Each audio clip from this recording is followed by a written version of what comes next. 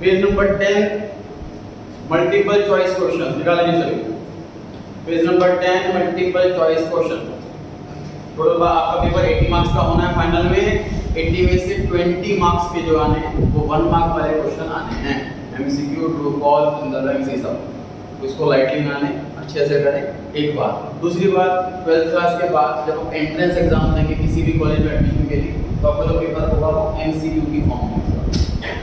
तीसरी बात, कभी भी किसी गवर्नमेंट जॉब के लिए अप्लाई करें, पेपर जो होगा वो सिर्फ और सिर्फ एमसीक्यू की फॉर्म में होगा। तो एमसीक्यू आगे जाकर एमसीक्यू में ही सब कुछ एग्जामिनेशन होना है, इसलिए पहले से प्रिपरेशन स्टार्ट कर दी जाती है हमारी एमसीक्यू। क्वेश्चन रीड कर लेंगे वन बाय वन, आप लोग ये आंसर देंगे फिर डिस्कस करते हैं। पहला पॉइंट है कि अमाउंट पेड और payable against purchase of goods. Vrinda try करें। Sir revenue expenditure. एक्सपेंडिचर क्या होता? सर जो एक्सपेंडिचर हम गुड्स और सर्विसेज से राजी और एक्सप्लेन करो। रेवेन्यू एक्सपेंडिचर क्या होता है?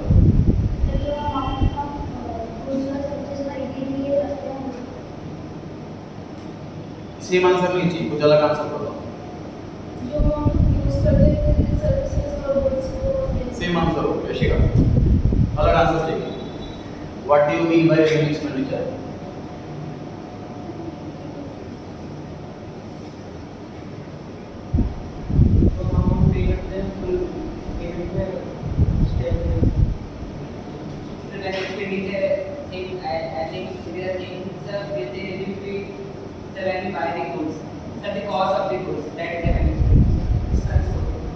परफेक्ट, मुझे आंसर चाहिए। मुझे रेंज वाला आंसर चाहिए, चतुर्मानी वाला आंसर नहीं चाहिए। रेवेन्यू एक्सपेंडिचर कैसा? Normal expense. आप लोगों का आंसर गलत नहीं था, लेकिन आप लोगों का आंसर पता क्या था कि ऐसा लग रहा है कि वही लिमिटेड तक, जैसे सैलरी पे करना ये भी एक्सपेंस है, इलेक्ट्रिसिटी बिल पे करना ये भी एक्सपेंस है, गुड्स परचेज करना ये भी एक्सपेंस है, क्योंकि गुड्स कुछ ही दिन के अंदर बिक जाता है। तो रेवेन्यू एक्सपेंडिचर मतलब नॉर्मल एक्सपेंस, ठीक। और कैपिटल एक्सपेंडिचर का मतलब रिटर्न बी ऑप्शन में कैपिटल एक्सपेंडिचर लिखा हुआ, उसका मतलब सर ये भी एक्सपेंस ही है, पर जो एक्सपेंस हम किसी लॉन्ग टर्म चीज को परचेज करते हैं। आपको ऐसे बोलना है कैपिटल एक्सपेंडिचर मतलब एसेट, ठीक है, एक्सपेंस नहीं है, ठीक है। तो ऑप्शन नंबर सिंपल सी बात सर, ऑप्शन नंबर ए में लिखा हुआ है एक्सपेंस और ऑप्शन नंबर बी में लिखा हुआ है एसेट। आप चाहे तो रेवेन्यू एक्सपेंडिचर को अंडरलाइन करके एक्सपेंस लिख लो और कैपिटल एक्सपेंडिचर को अंडरलाइन करके एसेट लिख लो।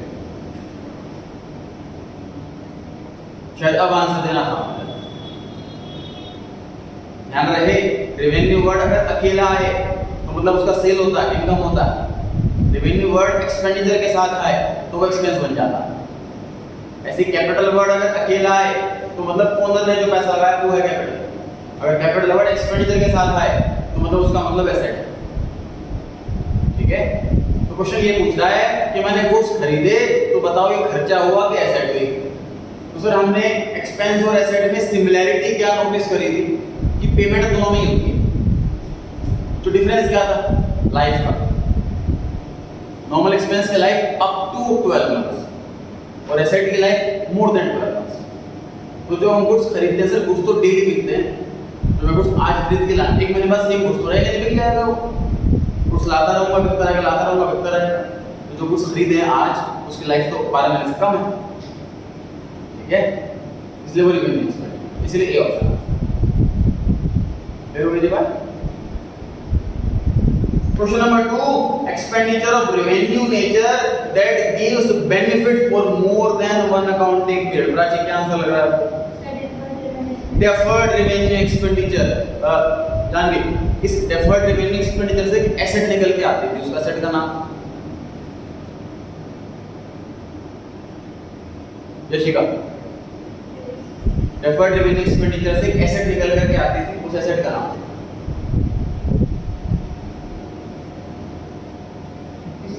Fictitious asset. बिल्कुल सही, फिक्टिशियस एसेट। ध्यान है जी, टोटल एक्सपेंस हुआ 300 करोड़ रुपए का। वो डेफर्ड रेवेन्यू एक्सपेंडिचर है, उसमें से 100 करोड़ मैंने खर्चा इसी साल मान लिया, बाकी 200 करोड़ नेक्स्ट ईयर फॉरवर्ड कर दिया, तो एक्सपेंस अगले साल कैसे जाएगा? एसेट बन के जाएगा। उस एसेट का नाम फिक्टिशियस एसेट है। ठीक है, क्वेश्चन में सी आंसर है। Third question, revenue from operations refers to as. देखिए क्या होता है, जब हम गुड्स बेचते हैं तो सेल वर्ड इस्तेमाल करते हैं, जब हम सर्विस देते हैं तो सर्विस चार्ज या फीस या फेयर, फेयर FARE मतलब किराया। अगर वो ट्रांसपोर्ट वाली कंपनी है तो उसके लिए तो कमाई क्या है, तो किराया ले रहे हैं। फेयर, जो पार्लर है वो सर्विस चार्ज ले रहे हैं, जो लॉयर है वो फीस ले रहा है, कंसल्टेंसी फीस नाम से। तो हर एक का वर्डिंग अलग अलग होती है, नाम अलग अलग होते हैं। प्रोप्राइटरशिप और पार्टनरशिप छोटे लेवल पर, मीडियम लेवल पर होते हैं, वो अपने हिसाब से जो मर्जी नाम रखें। लेकिन कंपनीज जिनकी अरबों में टर्नओवर है, जिनके लाखों में इन्वेस्टर्स हैं, वहाँ पर मर्जी वाला काम नहीं होता। जैसे कि sir Tata consultancy services TCS, India की नंबर 1 IT कंपनी। जितने भी गवर्नमेंट एग्जाम्स होते हैं सारे ऑनलाइन होते हैं, वो सारा कंडक्ट TCS की जिम्मेदारी है। उसको जिम्मेदारी छोड़ती है गवर्नमेंट कि आप क्वेश्चन की सॉर्टिंग करोगे और क्या सॉफ्टवेयर बनाओगे, अपडेट करोगे वगैरह वगैरह। अब वो सेल तो कर नहीं रहे, वो सर्विस दे रहे हैं, तो वो सर्विस चार्ज लेते हैं। अब एक आम इन्वेस्टर बैठे कि TCS में पैसा लगाऊं कि एशियन पेंट में पैसा लगाऊं, वहाँ पे देखिएगा उसको सेल यहाँ पे लिखा है सर्विस चार्ज, समझ में नहीं आएगा उसको क्या है। तो कंपनीज के लिए ये टर्म इन्वेंट कर रखी है, रेवेन्यू फ्रॉम ऑपरेशंस।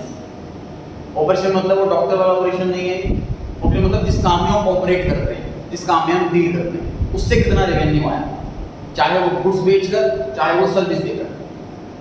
अब रेवेन्यू फ्रॉम ऑपरेशन वर्ड ना ये दोनों के लिए कॉमन हो गया, समझ पा रहे हैं आपकी चीज? चाहे मैं गुड्स वाला हूँ चाहे मैं सर्विस वाला हूँ, ये मेरे लिए कॉमन वर्ड हो गया। मैं सर्विस दे रहा हूँ तब भी मैं रेवेन्यू फ्रॉम ऑपरेशन लिखूंगा, सेल कर रहा हूँ तब भी लिखूंगा। ध्यान रखिए बात, मैंने ब्रैकेट में लिखी हुई है बात। रेवेन्यू फ्रॉम ऑपरेशन का मतलब सेल होता है कंपनी वाले केस में। ये वर्ड सिर्फ कंपनी से इस्तेमाल किया जाता है, प्रोप्राइटरशिप में नहीं, पार्टनरशिप में नहीं। 12th क्लास में जो हमारी तीसरी बुक है, टोटल 3 बुक है 12th क्लास में अकाउंट की, तो तीसरी बुक है उसमें कंपनी के ये वर्ड पढ़ेंगे, कंपनी की बैलेंस शीट। पढ़ते हैं वापस क्वेश्चन में क्या लिखा हुआ है कि रेवेन्यू फ्रॉम ऑपरेशन का मतलब क्या हुआ? ए ऑप्शन जो ऑपरेटिंग एक्टिविटी से कमाया जाए, बी ऑप्शन जो नॉन ऑपरेटिंग एक्टिविटी से कमाया जाए। अगर जो आपकी बारी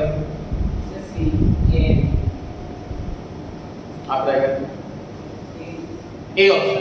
देखिए रेवेन्यू फ्रॉम ऑपरेशन जिस काम में हम ऑपरेट करते हैं, ठीक है, तो जो हमारा ऑपरेटिंग एक्टिविटी है उसी से कमाएगा, उसी को बोलेंगे रेवेन्यू फ्रॉम ऑपरेशन। ये आंसर आएगा सी। अच्छा आंसर मैंने सारे दे रखे हैं चैप्टर के एंड में, तो आप लोग टिक मार्क ना करें। टिक मार्क करने से क्या होता है कि जब भी आप घर पे रिवाइज करोगे बाद में 2 महीने बाद 3 महीने बाद, तो आपको आंसर तुरंत दिख जाएगा, तो रिवीजन खुद की प्रैक्टिस नहीं हो पाएगी। ठीक है, तो टिक मार्क ना लगाएं, सारे आंसर दे रखे हैं चैप्टर के एंड में। ये answer is third fourth question, which of the following is not a fictitious asset? Rishabh fictitious asset किसे कहते हैं? अच्छा आपने आंसर दे दिया, आगे बढ़ो। रिदम सॉरी fictitious asset किसे कहते हैं? वृंदा आप बताइए।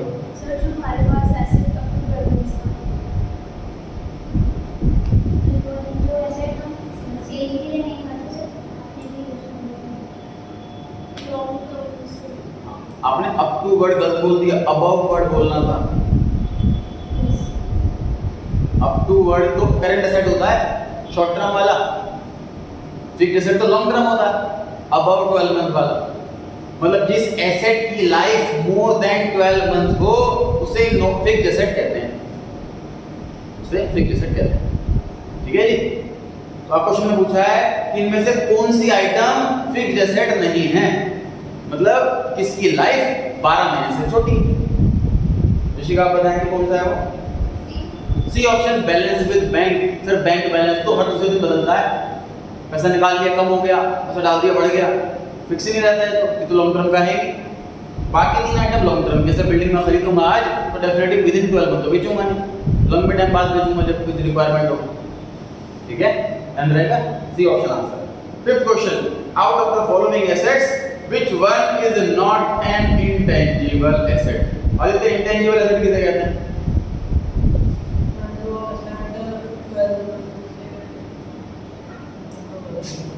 आप ट्राई करें। इंटेंजिबल एसेट किसे कहते हैं?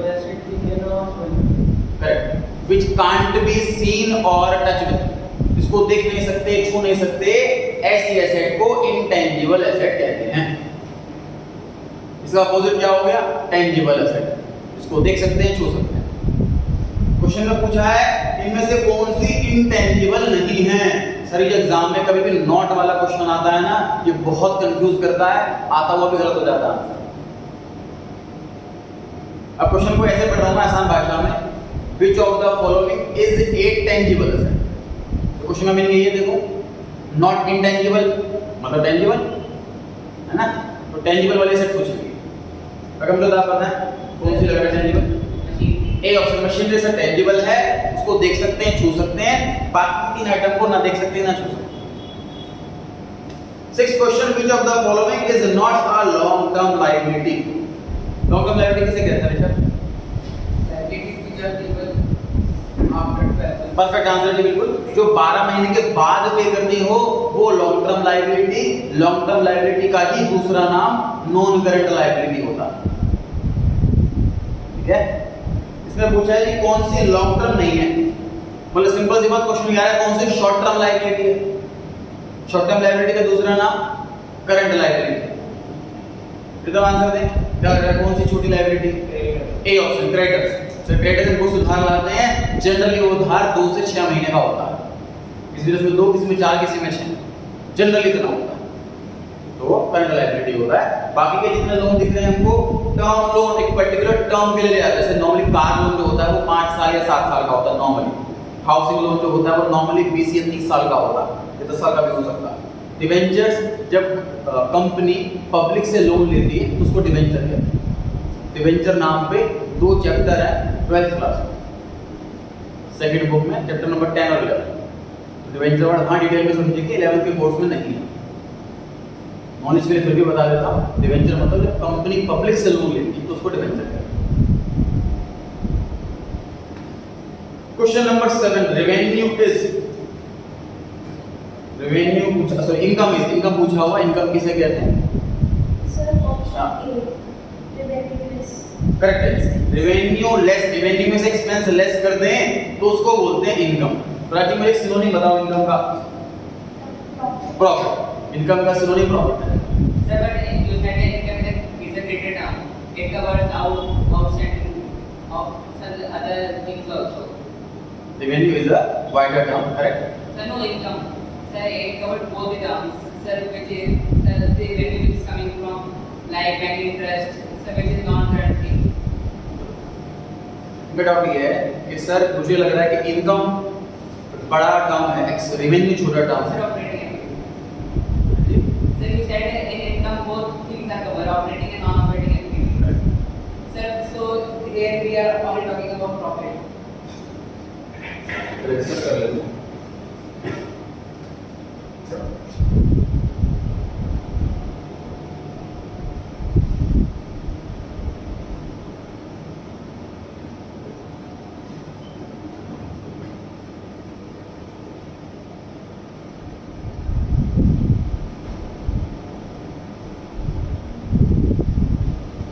सर 7 लाख रुपए के मैंने गुड्स खरीदे और 10 लाख में बेचे, 3 लाख का प्रॉफिट हुआ।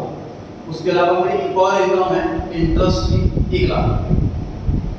ठीक है, तो ये तो ऑपरेटिंग एक्टिविटी से इनकम हो गई, ये नॉन ऑपरेटिंग एक्टिविटी से इनकम। ये मेरा मेन काम नहीं है इंटरेस्ट कमाना, मेरा मेन काम गुड्स बेचना।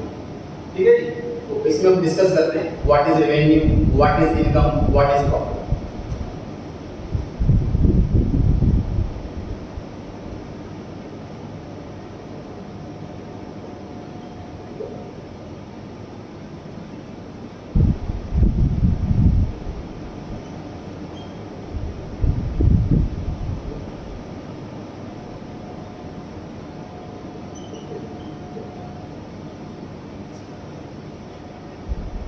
रेवेन्यू मतलब total income before deducting expense. इस वाली इनकम 10 लाख एक्सपेंस लेस करने से पहले, ये वाली इनकम 1 लाख। अब आ जाओ इनकम वर्ड पर। Income word means revenue after deducting expense. 10 lakh revenue 7 expense deduct करने के बाद कितना रेवेन्यू 3 लाख। 1 लाख की इनकम एक्सपेंस है ही कुछ, पर हम लेस करते हैं, उसको एक्सपेंस कुछ होता ही नहीं, वो 1 लाख।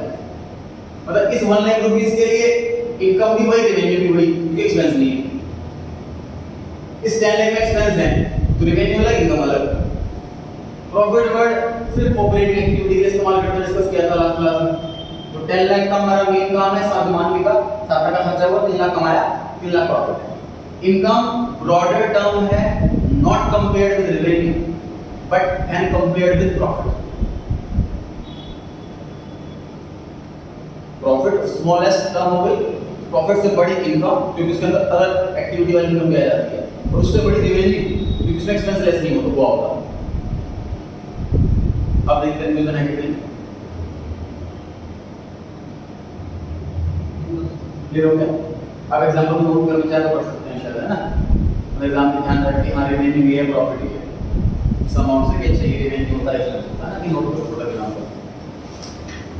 इन्वेस्ट वाली दोनों सब गेन लेंगे ना, नहीं ये ना नॉन ऑपरेटिंग होती है।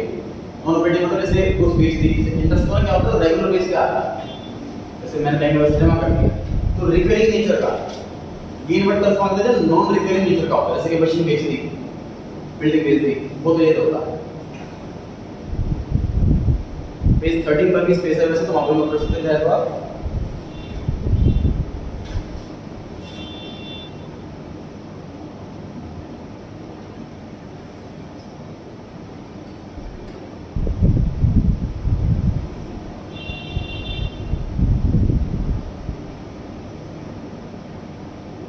आपको सवाल में कहां से आया तो पता है ना, 3 लाख रुपए कहां से आया, 10 माइनस 7 करके दिया।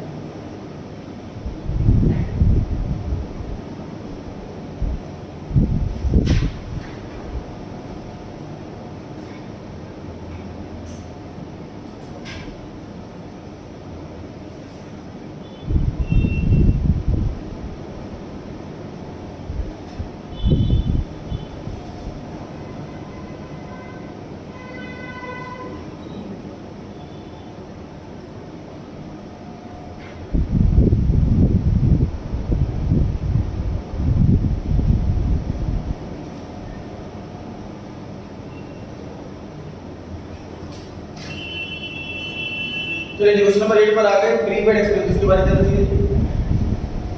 बताइए। Prepaid expense is expense option number A, option paid in advance. Pre का मतलब ही होता है इन एडवांस, प्री का मतलब होता है पहले, तो एडवांस में पैसा दे दिया, this is prepaid expense option number ए। इसी का मुझे बताइए प्रीपेड एक्सपेंस पांचों में से क्या होता है। 5 मतलब 5 कैटेगरी होती है, asset, liability, capital, revenue, expense. Prepaid expense क्या होता है, एसेट हुआ, लायबिलिटी हुआ, रेवेन्यू हुआ। Asset, prepaid expense is an asset. Prepaid का मतलब क्या हुआ कि सर नेक्स्ट ईयर का एक्सपेंस मैंने साल में कर दिया, तो मोर देन 1 ईयर लाइफ हो गई, एसेट हो गया। मतलब सर एक्सपेंस भी एसेट बन जाता है, एक्सपेंस भी एसेट बन जाता है। कैसे बन जाता है एसेट? प्रीपेड वर्ड का मतलब क्या हुआ सर कि नेक्स्ट ईयर मान लीजिए मेरे एम्प्लॉय की सैलरी, मान लीजिए एम्प्लॉय है, वो कहता है जी मेरी बेटी की शादी है, मुझे पैसों की जरूरत है, तो मैंने क्या करा, उसको 2 लाख रुपए एडवांस दे दिए। मैंने कहा 2 साल की सैलरी से काटता रहूंगा पैसे मांगना जाएगा 2 साल तक, ठीक है, तो एडवांस में सैलरी दे दी मैंने, तो ये एसेट की लाइफ मोर देन 1 ईयर हुई कि नहीं हुई ना, more than 1 year life asset बन गया। अगर वो 3 ऐसा ना, मैं एक एग्जांपल दे रहा हूँ कि प्रीपेड वर्ड तभी यूज करते हैं जब नेक्स्ट ईयर तक का चले। अगर 3 मंथ की सैलरी एडवांस में दी और वो 3 महीने मार्च तक ही, तो प्रीपेड नहीं है, तो वो एसेट नहीं है, ठीक है। अगर प्रीपेड वर्ड का मतलब होता है कि नेक्स्ट ईयर का एडवांस में दे देना, अगर नेक्स्ट ईयर का एडवांस में दे रहे हैं वो एसेट बन गया ना, क्योंकि मोर देन 12 मंथ का होगा, ठीक है।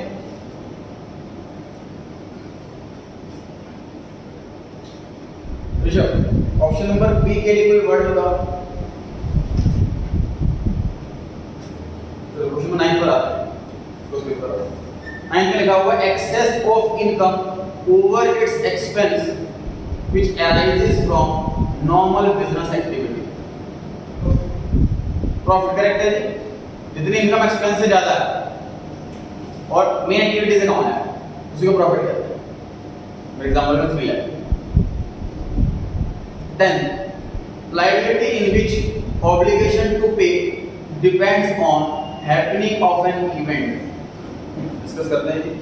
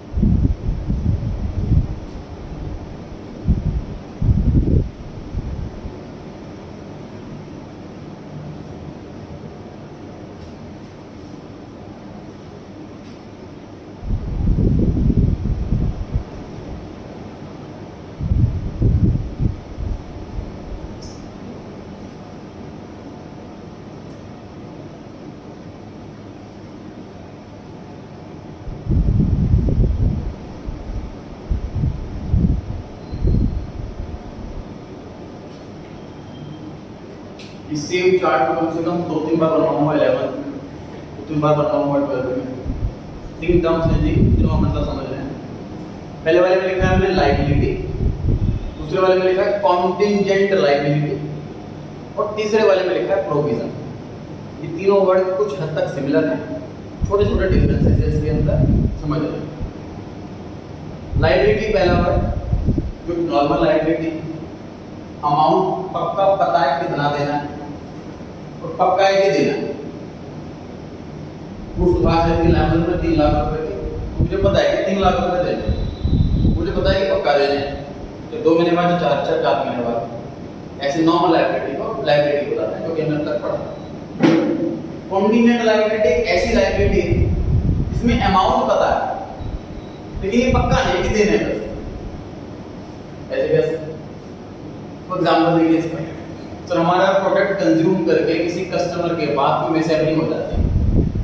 अब उसने हमें 10 लाख रुपए केस करा, अब कोर्ट में केस चलेगा, केस हार गए तो 10 लाख देने हैं, केस जीत गए तो नहीं देने।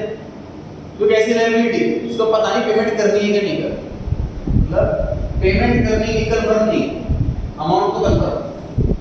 ऐसी लायबिलिटी को कॉन्टिजेंट लायबिलिटी कहते हैं। Example suit against company, company against case, suit मतलब केस, ठीक। तीसरा प्रोविजन। प्रोविजन एक ऐसी लायबिलिटी है सर इसमें पेमेंट करनी ये पक्का पता है और अमाउंट नहीं पता। लेकिन ऐसे कैसे हो सकता है सर, पेमेंट करनी है लेकिन अमाउंट नहीं पता।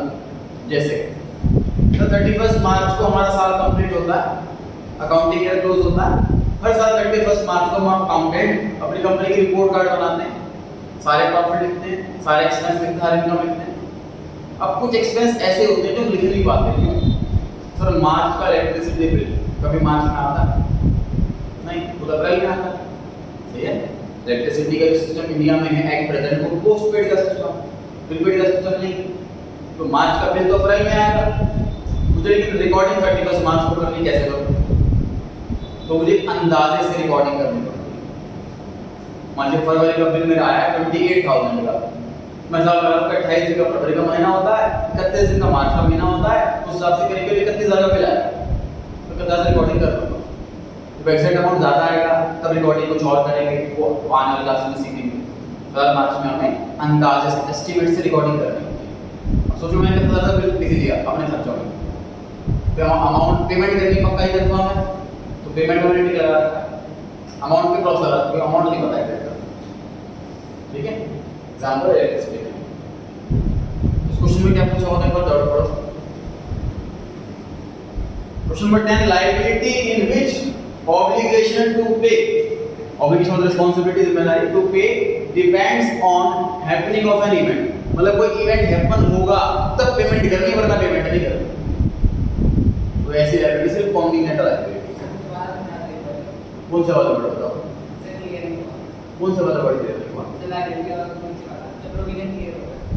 लायबिलिटी तो नॉर्मल लायबिलिटी से क्रेडिटर, अमाउंट भी पता है और पेमेंट पक्का कर रहे हैं। कॉन्टिनेंटल लायबिलिटी अमाउंट पता है लेकिन पेमेंट करनी है कि नहीं करनी है नहीं पता, केस हार के तो करनी पड़ेगी। इसमें लिखा हुआ किसी इवेंट पे डिपेंड है, कोई इवेंट होगा तो पेमेंट करनी है वरना नहीं करनी। तो आंसर क्या हुआ? Continental liability. इसकी नोट कर लेना।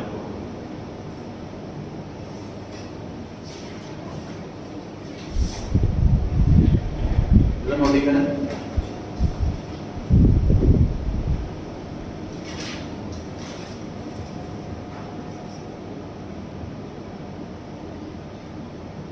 ऑब्लिगेशन है, ऑब्लिगेशन साइड। हाँ, सारे ऑब्लिगेशन।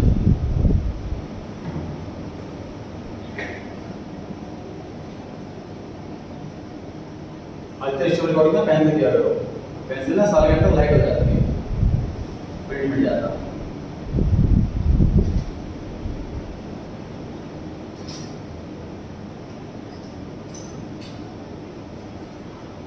तो हम मगा पीएस लेवल के बुक से करेंगे, उसका रजिस्टर अलग बनाना है। अब जब तक थ्योरी चल रहा है तो हम का नहीं है सिस्टम पहले डिवाइस से करना है। तो मैंने के चैप्टर स्टार्ट होंगे तब से मैं नोट्स दे रहा हूँ, जो बुक दी है मैंने आपको बुक है, इसका रजिस्टर एक ही रहेगा और जो टीएस लेवल के बुक से आप वो करेंगे उसका रजिस्टर अलग है। वो रजिस्टर आप अपने स्कूल में चेक करवा सकते हैं टीचरों को करना।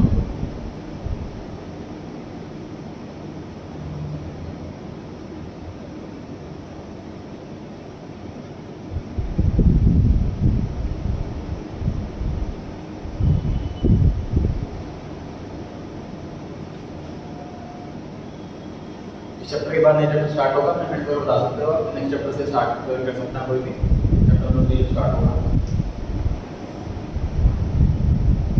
हाँ जी, बढ़िया आगे।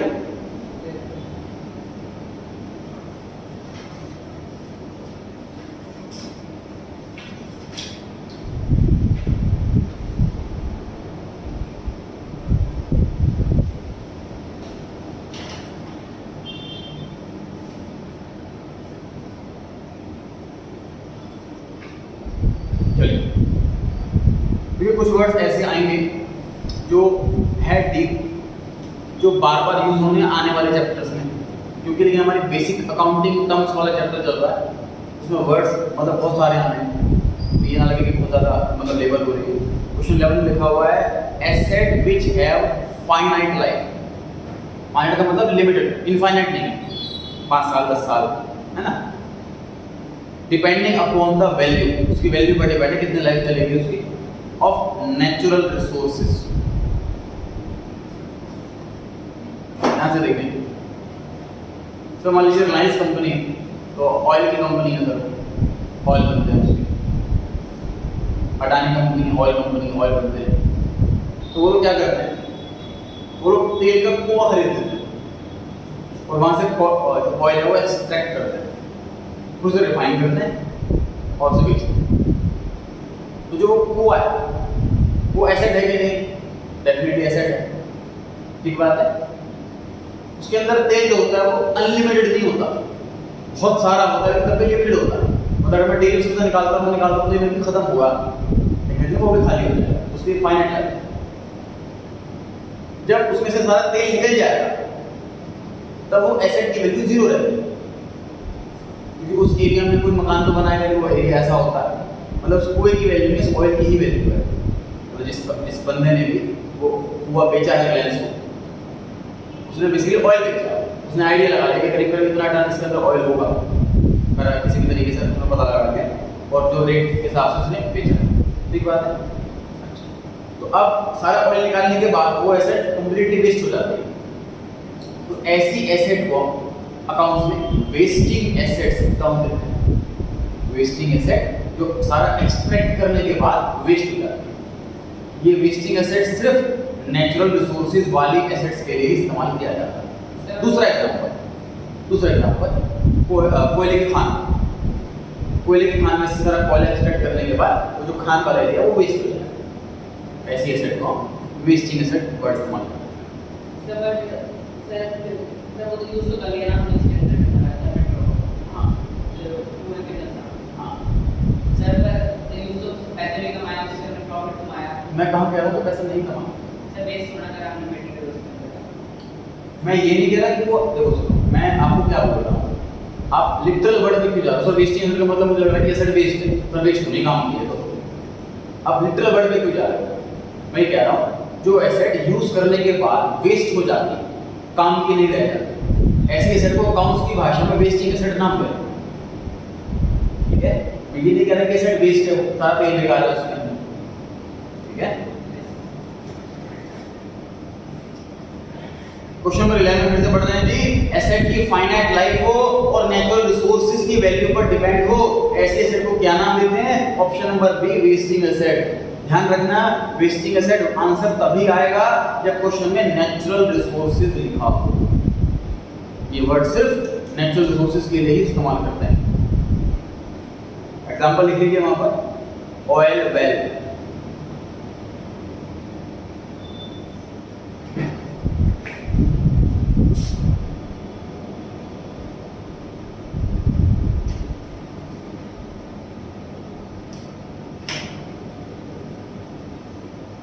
coal mines, etc. For example लिख लीजिए, मैंने बोर्ड पर लिख दिया है।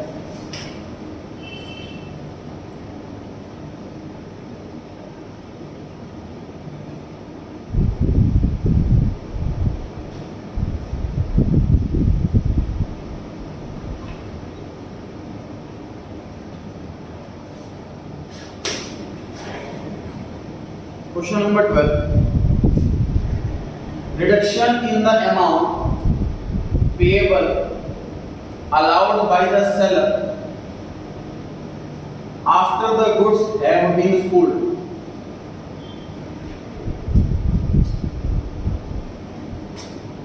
देखिए डिस्काउंट वर्ड में हमने दो कैटेगरी पढ़ी, एक ट्रेड और एक कैश। ट्रेड में डिस्काउंट था जो बल्क डिस्काउंट, क्वांटिटी डिस्काउंट, ज्यादा सामान लेने पर डिस्काउंट दिया जाता है। कैश डिस्काउंट था अर्ली पेमेंट पर डिस्काउंट दिया जाता है। Early payment end to end भी हो सकती है और टाइम स्पेसिफिक भी हो सकती है।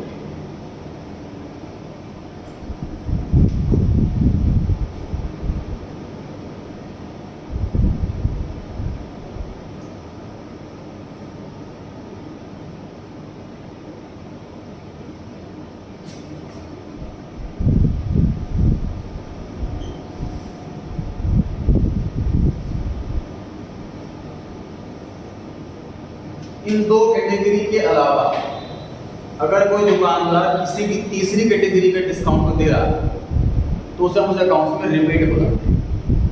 रिबेट की हिंदी होती है छूट, डिस्काउंट की हिंदी में छूट ही होती है। जैसे सर वो कैसे हो सकता है डिस्काउंट? मैंने ब्लैक सामान मंगाया, मार्कर के 1000 पीस, मुझे हर बार 8 रुपये रेट लगाता है बिकॉज उसने बिल में 8.5 रुपये रेट लगा के भेजा। तो मुझे मैंने बिल देखा 8.5 रुपये रेट लग रहा है, मुझे तो वापस ले जा भाई, मुझे ये चाहिए इतना महंगा। वो कहता है रेट महंगे हो चुके हैं, पीछे से हम कुछ नहीं कर सकते। हम कहते मुझे चाहिए नहीं। वो कहता ठीक है जी 50 पैसे कम दे देना। ये डिस्काउंट ना क्वांटिटी की वजह से, ये डिस्काउंट ना अर्ली पेमेंट की वजह से, दिस इज रिबेट। एग्जाम्पल 2, मैंने 1000 मार्कर मंगवाए, मेरे पास आ गए 8 रुपये के रेट से, उसमें से 30 मार्कर बेकार है, टूट गए। उनको बताया 30 मार्कर तो बेकार है, टूटे फूटे वापस लेके जाए। वो कहता है ठीक है 30 मार्कर पैसे कम दे देना। दिस इज रिबेट, ना ज़्यादा क्वांटिटी की वजह से ना डिस्काउंट की वजह से। एग्जाम्पल नंबर 3, मैंने मंगाया 1000 पीस, उसने बेच दिए 1200 पीस। मगर दादा मुझको 1200 चाहिए, तो 1000 ही चाहिए, 200 वापस लेके जाओ। तो 200 वापस ले जाता है और 200 का रिबेट देगा ना मुझे बिल में। ऐसा तो बिल 1200 का बन के आया, डिलीवरी 1200 की हुई, तो लीगली मेरे को पेमेंट 1200 के हिसाब से करनी पड़ेगी, है ना। तो जब मैं उसको 200 वापस करूंगा तो वो रिटर्न में रिबेट देगा 200 की। समझ आ रही है बात? This is rebate. तो किसी भी टाइप से अगर मेरे बिल का अमाउंट कम हो रहा है किसी भी वजह से, इन दो वजह को छोड़ करके, दिस इज रिपीट। ध्यान रहे सो अपने लैंग्वेज में नोट कर लीजिए वहां पर कि आपको ध्यान रहे रिपीट क्या होता है।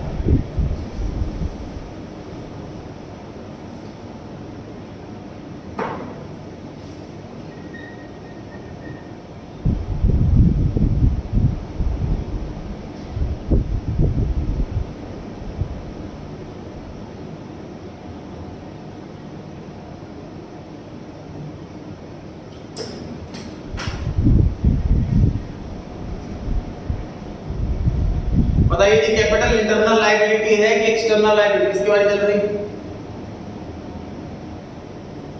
लास्ट किसने बताया था आंसर? ध्यान नहीं किसी को?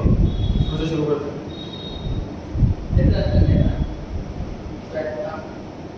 ये आंसर पढ़ो क्वेश्चन में।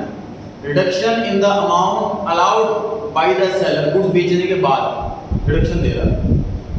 गुड्स बेचने के बाद तो ये डिविडेंड वाला ही होता है। Internal liability, capital is an internal liability, liability का मतलब सर अंदर का बंदा है वो, उसको बाद में कर सकते हैं। इंटरनल एक्सटर्नल अभी तो हम पढ़ रहे हैं थ्योरेटिकल, पढ़ेंगे सीनियर क्लासेस में। चैप्टर आता है कि सी इंटर में लिक्विडेशन के नाम से। लिक्विडेशन वर्ड इस्तेमाल तब करते हैं जब कंपनी बंद होगी, मतलब क्लोज को लिक्विडेट बोलते हैं। कंपनी क्लोज होना हमेशा के लिए परमानेंट बंद होता है ना, उसको लिक्विडेशन कहते हैं। उस चैप्टर में क्या होता है कि जैसे जब कंपनी बंद होती है तो पैसे लेने वाले सारा खड़े हो जाएंगे, लोन वाले, क्रेडिटर वाले, सेल्फ एम्प्लॉय सैलरी वाले सब खड़े हो जाएंगे। तो पैसे कम होते हैं कंपनी के पास, क्योंकि एसेट बिकेगी, एंड टू एंड बिकती नहीं, तो मशीन फर्नीचर ऐसे आइटम बिकती नहीं एंड टू एंड। ऐसे में जब एक एसेट बिक गई, वहाँ जो 5 लाख रुपए आ गए, पैसे लेने वाले को 50 लाख रुपए वाले खड़े हैं, क्या करेंगे? तो ऐसे में हमें बुक्स में लॉ में सिखाया जाता है कि पहले पैसा किसको दें।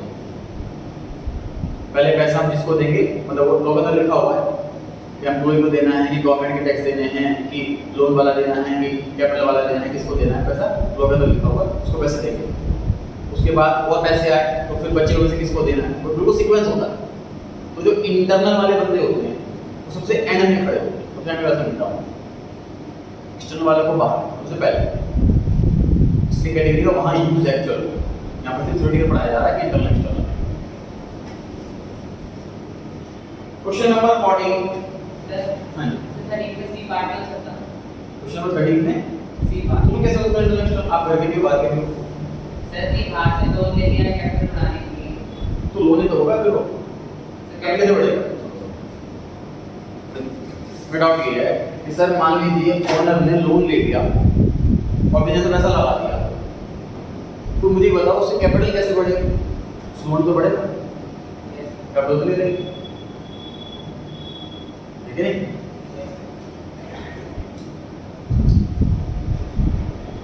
Fourteenth question, goods taken by the proprietor for personal use। क्या पता है?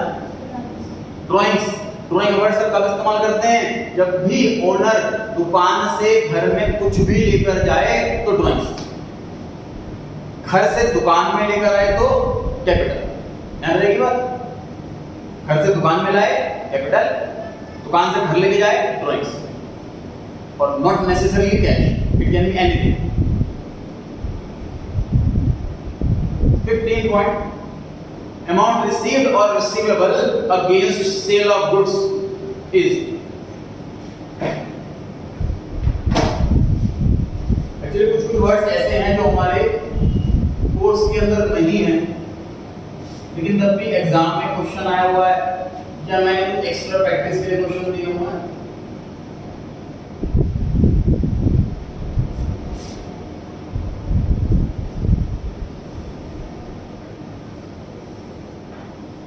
रिसीट मतलब पैसे मिलना, दो कैटेगरी की, कैपिटल रिसीट और रेवेन्यू रिसीट।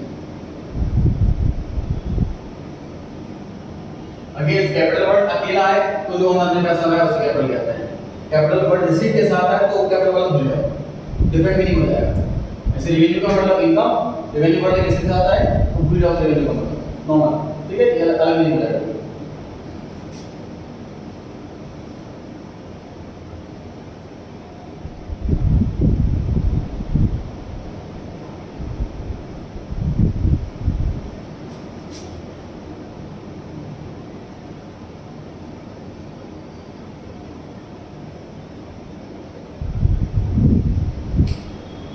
रिसीट का मतलब पैसे मिलना, तो इन दोनों में सिमिलैरिटी यही, दोनों को पैसे मिल रहे होते हैं।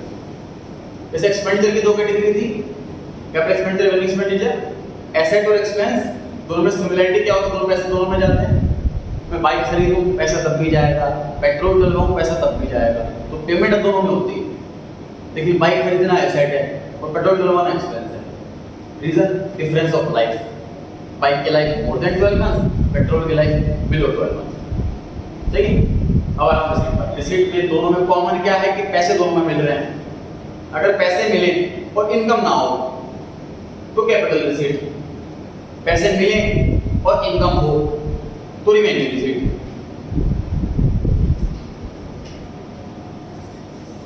Example sir, interest receive, rent receive,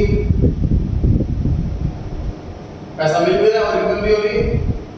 example इसका सोचो, पैसा मिले बट इनकम ना हो।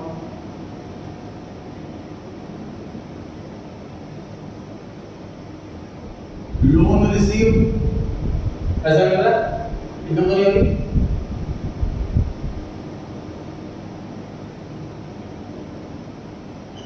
Building sold on cost, 10 lakh की बिल्डिंग 10 लाख में बेच दी, पैसा मिल रहा है, इनकम तो नहीं हो रही। ठीक है, पैसा मिले इनकम ना हो कैपिटल रिसीट, पैसा मिले इनकम हो रेवेन्यू रिसीट। नोट करें।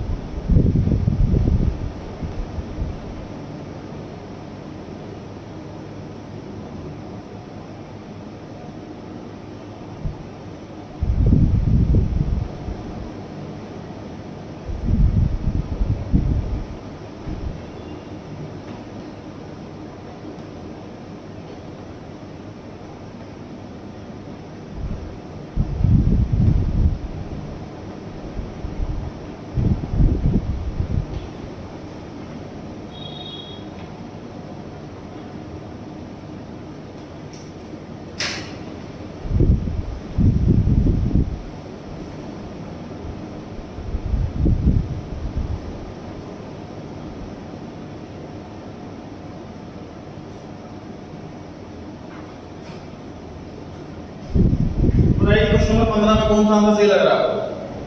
गुड्स बेचे पैसा मिला, राशि आपकी बारी। रेवेन्यू रिसीट, गुड्स बेच के पैसा मिला तो हमारा पैसा हो गया, इनकम है। ठीक है, कैपिटल कैसे? गुड्स बेचना इनकम होती है। हाँ, कौन सा कॉस्ट करने का? गुड्स कभी भी हम इस कॉस्ट पे बेचता नहीं है, सिर्फ पैसा बेचते हैं। भाई मैंने गुड्स बेचे, मेरा माल दुकान पे बिक रहा है, तो वो मेरी आमदनी हो रही है, मेरी इनकम तो वही होती है। रेवेन्यू फ्रॉम ऑपरेशन में इनकम तो वही होती है जो गुड्स बिकते हैं। ठीक है, ये ऑप्शन आंसर है इसका। क्वेश्चन नंबर 16 जानिए, गुडविल कौन सी asset? B option, intangibles. 17 Rishika, a person who owes money to a firm against goods sold, वो डेटर है कि क्रेडिटर है कि दोनों है?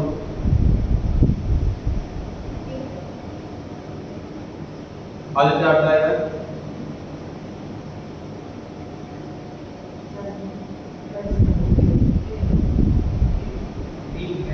B option, debtor.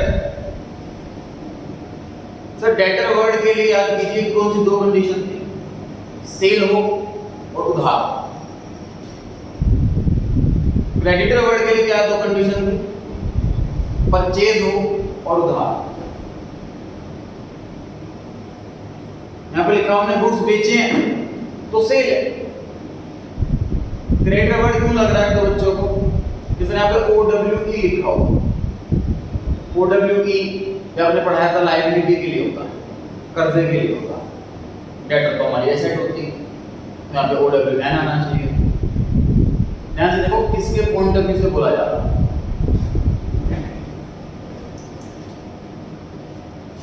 ध्यान से देखिए बोल रहे राम की एक दुकान है राम स्टोर,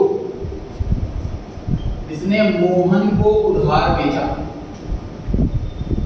मोहन क्वेश्चन कैसे पूछ रहा है? Mohan owes to the firm against the goods sold. Who is Mohan? तो रहेगा ऐसा क्वेश्चन ऐसे लिखा होता a firm owns the amount from customer against goods sold. हो गया ठीक आंसर है। हमें पैसे लेने हैं, फिर डेटर को पैसे देने हैं, देखो तो डेटर को, ठीक है ठीक है।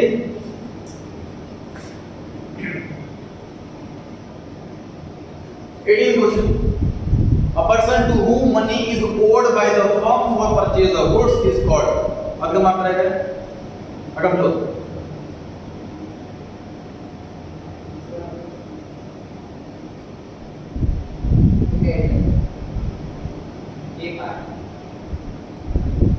क्रेडिटर, सर क्रेडिटर, परचेज है उधार, वो क्या आंसर क्रेडिटर? अगर आप देखो फॉर्म के पॉइंट से बोला person to firm money is owed by firm, firm ने पैसे देने कर्जा फॉर्म पर, क्रेडिटर बिल्कुल सही लिखा। 19 ऋषभ, परचेज का मतलब ए ऑप्शन, परचेज जब भी वर्ड पढ़ाना है आपको, गुड्स खरीदो परचेज वर्ड लिखो, मशीन खरीदो मशीन वर्ड, बिल्डिंग खरीदो बिल्डिंग वर्ड, एसी खरीदो एसी वर्ड, गुड्स खरीदो परचेज वर्ड। सेम चीज सेल के लिए, मशीन बेची मशीन अकाउंट, बिल्डिंग बेची बिल्डिंग अकाउंट, एसी बेचा एसी अकाउंट, गुड्स बेचे सेल अकाउंट। मतलब परचेज और सेल ये दो वर्ड हम सिर्फ और सिर्फ गुड्स के लिए इस्तेमाल करते हैं, क्योंकि गुड्स ही इकलौती ऐसी आइटम है जो बार बार परचेज की जाती है, बार बार सेल की जाती है।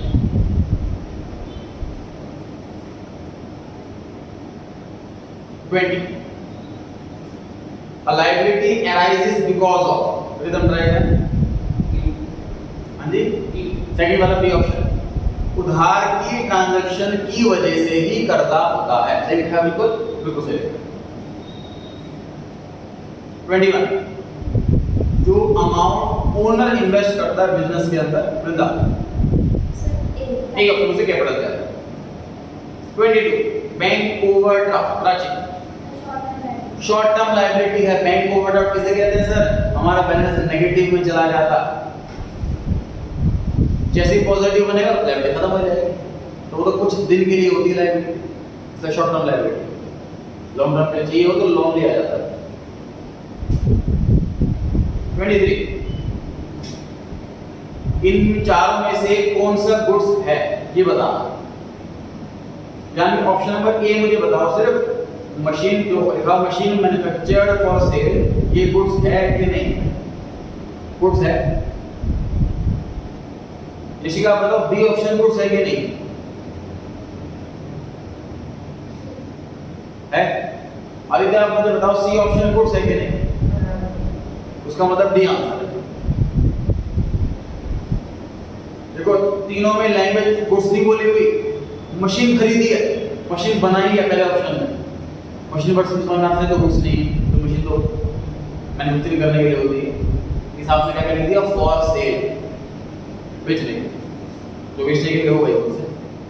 ऐसे ऑप्शन के में फंड लिखा रहता है, फंड इस्तेमाल करने के लिए होगा, फंड तो गुड्स हो नहीं सकते, आप लिख रहे हैं फॉर सेल, बेचने के लिए खरीदा तो गुड्स हो गए। ऐसे सी ऑप्शन में स्टेशनरी वाले के लिए तो गुड्स है, तो डी ऑप्शन आंसर है, सारे गुड्स, सारे गुड्स। 24 में बताना है कि ये एसेट है, इनमें से कौन सी आइटम एसेट है? अगम अदृश्य आप रहे मशीनरी एसेट है। 25 इनमें से कौन सी लायबिलिटी अगम आप बताएं? रेंट पेएबल, पेएबल मतलब पे करना बाकी है, मतलब पे करा नहीं है, पे कर दिया होता तो पास्ट टेंस बन जाता, फिर पेड लिखा होता।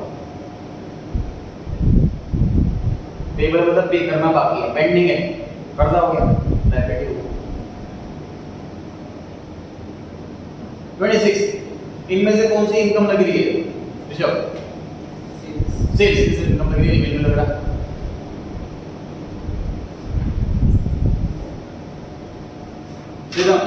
मुझे बताओ 26 में लायबिलिटी कौन सी है? क्वेश्चन 26 में बिल्कुल सही, सैलरी पेएबल, सैलरी एम्प्लॉय की पे करनी बाकी है, वो लायबिलिटी। वृंदा 25 में बताओ मुझे कि रेवेन्यू कौन सा है? 25 क्वेश्चन में रेवेन्यू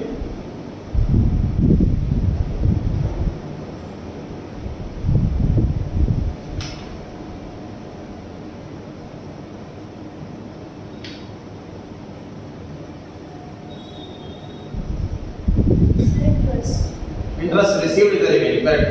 27 प्राची, 27 क्वेश्चन का आंसर है एक्सपेंस कौन सा है? मतलब एक्सपेंस नहीं है, सॉरी ऑप्शन भरे फिर एक्सपेंस नहीं है, बाकी तीनों एक्सपेंस। 28 जानवी,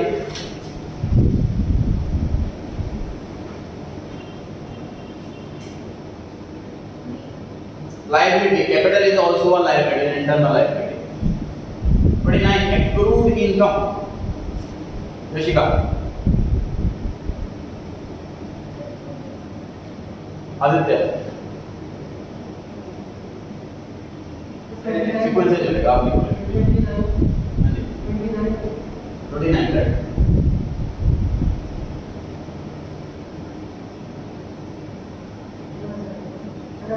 एसेट करेक्ट है। एक्रूड वर्ड का मीनिंग लिखते हैं अर्न्ड बट नॉट रिसीव्ड।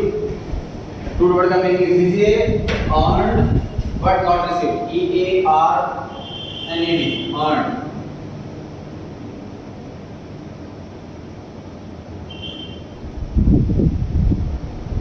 कमा लिया बट मिला नहीं, पैसा मिलना बाकी है।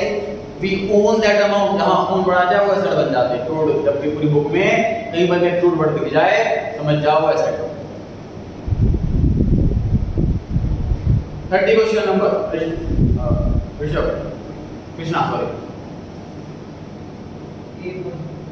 हाँ जी अगम,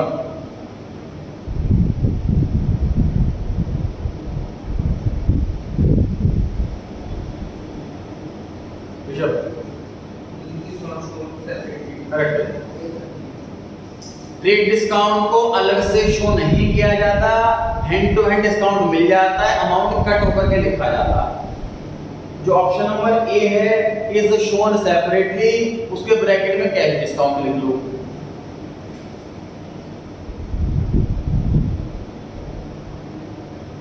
कैश डिस्काउंट को सेपरेटली शो किया जाता है। Option number B trade discount के लिए है। ऑप्शन नंबर सी में लिखा हुआ है मर्जी, कभी कौन सा मर्जी नहीं होती।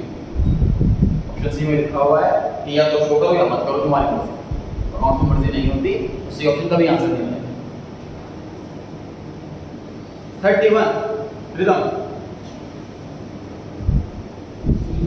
सी ऑप्शन, गुड्स खरीदे हैं बेचने के लिए, उसी के लिए हम परचेज वर्ड इस्तेमाल करते हैं। 32 रिदम,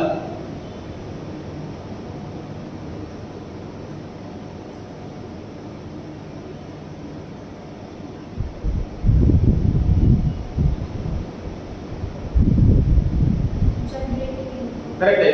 तो जो फिक्स्ड एसेट्स है बिल्डिंग मशीनरी हमने खरीदी क्यों है? ताकि हम लॉन्ग टर्म में इससे कमा सके, इनकम जनरेट कर सके लॉन्ग टर्म। इसको कैश बनाना है। देखो ए और सी का ऑप्शन तो मीनिंग सेम है, समझो इस बात को। ए और सी ऑप्शन का मीनिंग तो सेम है। कैश में कन्वर्ट तभी तो होगा जब बेचेंगे, फिक्स्ड एसेट बेचेंगे खरीदते नहीं हम, ठीक है। फिर द लाइंस पर आगे देखो, a person to whom a firm owes money, कर्जा कंपनी पर है, firm owes, गुड्स परचेज करें, परचेज क्रेडिटर, करेक्ट है।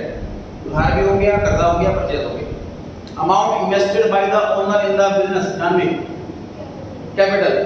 Amount of debt dash from the debtor are termed as bad debt, Rishika. जो डेटर से पैसा नहीं मिल पाएगा, amount which can't be recovered, not recoverable, irrecoverable, ऐसे अमाउंट को बैड डेट बुलाते हैं। आंसर सारे दे रखे हैं, नोट नहीं करना। 4th question, a person who owes money to the firm for sale of goods. Aditya, अभी क्वेश्चन आ रहा है same debtor. Fifth question, fifth question, the nature of capital. Liability, internal liability होती है, इसका नेचर लायबिलिटी वाला होता है. The nature of accrued income, account. Accrued income अभी ऊपर ही क्वेश्चन नंबर 29 में बताया था. एसेट होती है सर, एक्रूड एसेट होता है. 7 बैड डेट रिकवर्ड, तो वो क्या चीज है? तो कस्टमर को धार सामान बेचा मैंने, तो एक कस्टमर मार्केट से भाग गया, फिर लोगों का मान लेकर भाग गया, पैसे मर गए हमारे, बैड डेट हो गया, हमने रिकॉर्ड कर लिया. बैड का मतलब पैसा मर गया, नुकसान. अब वो पर्सन 2 साल मार्केट में दोबारा आता है बिजनेस करने के लिए, हमारे पास आकर कहता है कि हमें सामान बेचना है सर, आप हमसे डीलिंग करो. और तूने पहले का सामान रखा है मेरा, मैं भी बिल्कुल बिजनेस कैसा जेन्युइन प्रॉब्लम हो गई थी मेरे साथ, ये हो गया था, वो हो गया था. मैं हमें कुछ नहीं पता, हमें नहीं करना चाहिए तुम्हारे साथ, पहले पैसा चुकाओ, तू आगे बात करे. उम्र पिछले पैसे दे देता. This is bad debt recovered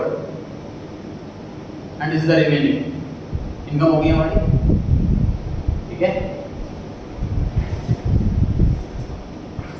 तो bad debt recovered is a revenue receipt. Income को रेवेन्यू रिसीट कहते हैं, ठीक है ना.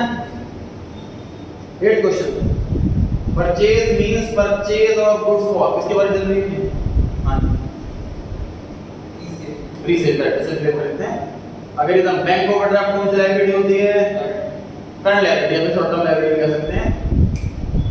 10th, the amount at which an asset appears in the book, जो बुक्स में आए उससे बुक वैल्यू बुलाते हैं. जो बुक्स में आए से बुक वैल्यू, इस पे खरीदी हो उससे कॉस्ट वैल्यू, इस पे बेची हो उससे सेल वैल्यू, बुक्स में आए से बुक वैल्यू.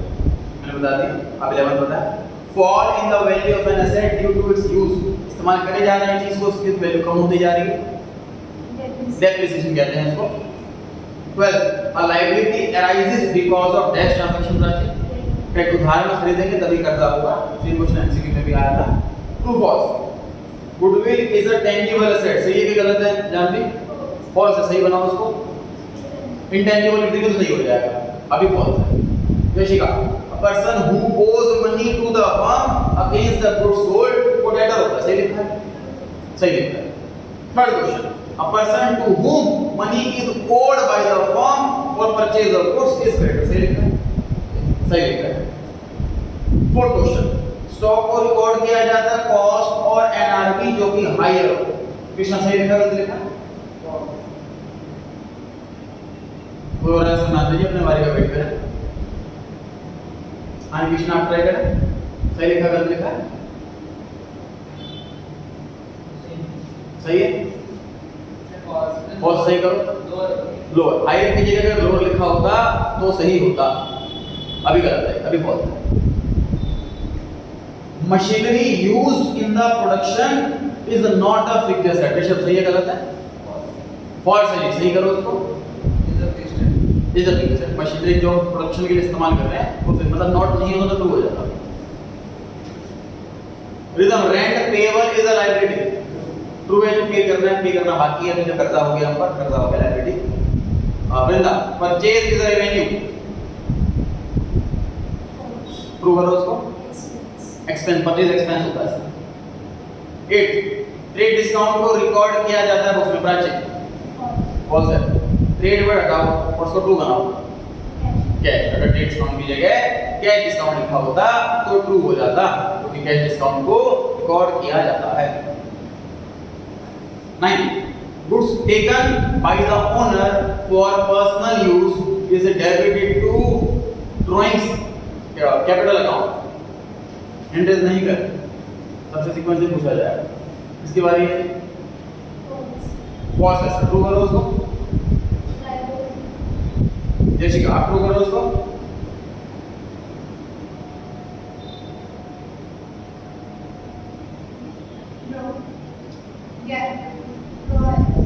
ड्राइंग. जब देखो डेबिट वर्ड क्या है, चैप्टर नंबर 6 में सीखेंगे हम डेबिट क्रेडिट वर्ड डिटेल में. अभी क्या मतलब समझ रहे हैं यहाँ पर कि सर प्रोप्राइटर गुड्स उठा करके घर ले गया अपने पर्सनल यूज के लिए. तो हमने क्या सीखा था सर? घर से दुकान में लाए तो कैपिटल, और दुकान से घर लेके जाए तो ड्राइंग्स. यहाँ पर ध्यान से पढ़ लो क्वेश्चन हो क्या रहा है. दुकान से घर लेके जा रहा है, तो ड्राइंग्स वर्ड होना चाहिए, कैपिटल वर्ड नहीं होना चाहिए। ठीक है, डेबिट क्रेडिट वर्ड ध्यान मत दो, कैपिटल या ड्राइंग्स वर्ड कौन सा सही है इस पे ध्यान दो। ठीक है, ड्राइंग्स होता तो ट्रू हो जाता, फिलहाल false. 10th Aditya, goods means physical item of trade.